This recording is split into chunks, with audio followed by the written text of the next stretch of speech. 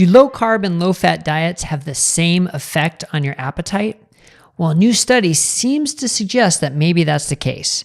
I'm Dr. Brett Scher, the medical director at dietdoctor.com, and I want to explore this study a little bit with you because our position at Diet Doctor is that the strength of the evidence generally supports that a lower carb, high fat diet with an adequate amount of protein is a great diet for helping lower your appetite, reduce your cravings, and naturally have you eat less. There's a great deal of evidence to support that. But now this new study comes out, which seems to suggest that maybe there's no difference between a higher carb and a lower carb diet. So when that happens at Diet Doctor, we want to explore this to make sure that we understand what's going on here when we have contradictory information. We don't want to just ignore it. So this study was very interesting.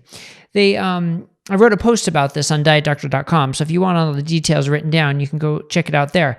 But there were 84 overweight subjects who had diabetes, and they were randomized to either a 14% carbohydrate diet, which they listed as less than 50 grams per day, or a 53% carbohydrate diet. And they calorie restricted both diets. So that's an interesting part right there, calorie restricting both diets, because one of the benefits of low carb diets is they tend to naturally calorie restrict, as some studies have shown. So that's an interesting part. But here's the other thing. They limited both diets to being 10% saturated fats. And this is part of where I see the problem. So let's skip to the conclusion first. They found that the appetite, the ability to fast, the hunger, the thinking about food, those weren't much different in either of the groups at the end of the study. But here's where I think some of the differences are. Limiting saturated fat. So if you limit saturated fat, you're getting rid of your meat, your eggs probably, and a lot of your cheese and your dairy. So where's the fat coming from? Well, a lot of the fat's going to come from oils probably. Hopefully olive oil, but maybe some seed oils.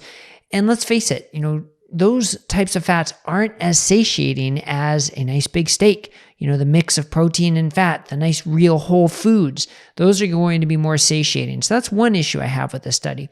The other is, though, even at the 50 grams per day and the 14% of energy, these patients weren't in ketosis. Their BHB levels averaged 0.2, with nutritional ketosis generally being defined as 0.5. So they really weren't in consistent ketosis, which I think is interesting at that level of carb restriction, which makes me wonder if they were complying with the diet. It makes me wonder of the makeup of the diet that wasn't helping them get into ketosis. So ketones likely themselves have an appetite suppressing effect. So with those caveats, the way I interpret this study is either one, it was a low carb but not ketogenic study, and therefore it's the ketones that make the difference with making you feel fuller, or the saturated fat has a lot to do with it because you're eating the whole foods rather than the oils. And the third is, does the purposely calorie restricting have something to do with it rather than just the ad libitum feeding? So anyway, that's my take on the study. I don't think it's strong enough for us to say all carb, all high carb diets and all low carb diets are the same with appetite. The remainder of the evidence that we have clearly suggests that's not the case.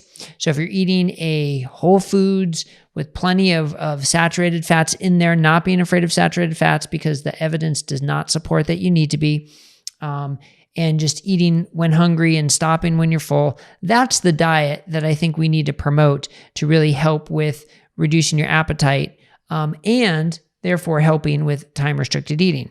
All right. It doesn't mean that's the only diet that can do it, but gosh, it sure seems to be a pretty effective one. Anyway, so that's our take on the study. Hope that was helpful. You can read more about it at dietdoctor.com and click subscribe below so you get all of our updates and you'll see all our videos. Thanks. Have a great day, everybody.